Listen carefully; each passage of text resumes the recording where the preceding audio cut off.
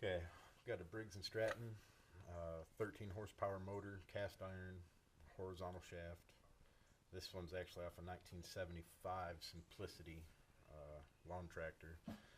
Engine number is 302431-0144.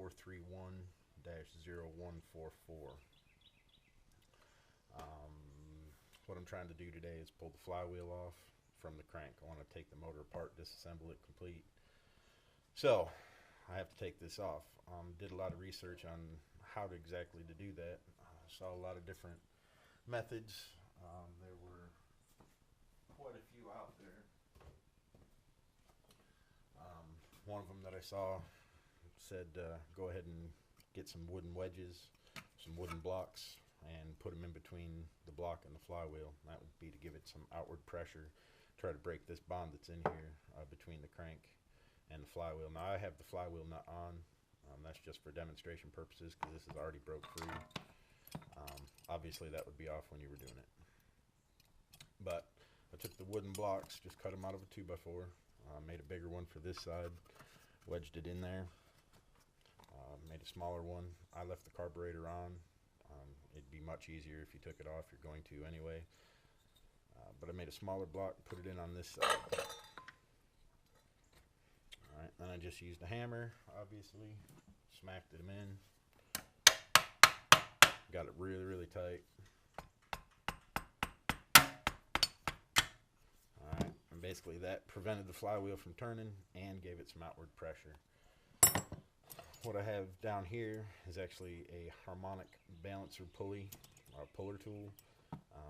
I didn't have one. I rented it from AutoZone. It's 119 bucks, I think. But with their loaner program, you pay, and when you take it back, you get everything back, tax and everything. So it really doesn't end up costing anything out of pocket, but you still have to have the cash to go ahead and get it. What I saw was a lot of guys were trying to use these. You know, you get it on there, you thread this in on the crank, crank this down. You know, that puts pressure on the crank, pulls the flywheel off. A lot of the videos I saw and articles that I've read, basically what happens is this harmonic balancer puller actually ends up breaking, you know, right in here at the bolts. Bam! Comes apart. Saw one guy said this is the best way to do it. He used this setup with an impact wrench, putting it on there. Actually, I mean, it just busted. Bam! And he's like, yeah, I'll get it here. This is how you do it. So anyway, it didn't seem 100% fail-safe. And a couple of the articles I read, actually, the guys said the same thing. They ended up breaking 2 or 3 of these. So I used just this piece from the puller, and I've got that. My bolts are a little bit too long. Needed a couple more washers maybe, but it's pretty tight. Put that on there. Used grade 8 bolts. Had to buy those, or $1.60 a piece or something. Put those on there. Got the puller. So what I ended up doing is actually using this piece from the puller and then using a coil spring compressor tool. Try to pull that off. This looked a lot more heavy, more substantial, and thought it might work. Now, at first I tried just getting it through here, just having it slide through and try to push that out. What happened was, if it got in an angle at all, the threads on the puller or on the compressor would actually grab, so it wouldn't allow it to pull it off. So what I did is, there's actually, if you're working on a tractor, you're going to have this part. What I did was take the bolt. This actually connects the engine to the drive shaft. That's already off, so you've got this piece sitting around. I went ahead and took that spacer out, ran it down through the center here. Okay, that's a nice loose fit. Goes in and out easy. And basically the compressor tool is going to push on that bushing you just put in there against the crank. Everything's bolted up together. It's going to pull it out. I also saw a method where it said to go ahead and use a torch, you know, heat up the crank, or I mean rather heat up the flywheel and not to heat up the crank. The first one I did 2 last night. First one I did, I applied heat to the flywheel all around here to try to get it to loosen up. What ended up happening is I think the crank actually heated up too, because it was quite hot. and I didn't isolate it enough, so I think it made it worse in that situation. So the second one I did not use the heat, and it came off. It was awful tight, but it came off a lot easier. Anyway, got the compressor tool. Now the jaws are different lengths, okay?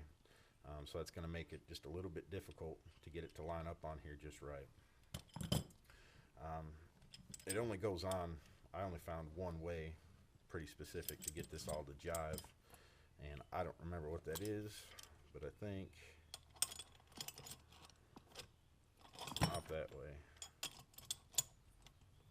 It's that way. Alright, so you've got the jaws on the compressor are different lengths. You've got a short one and a longer one. What I did is actually took the shorter one and put it here in this joint, and the longer one in that Y crotch right there. Alright, that gets it close.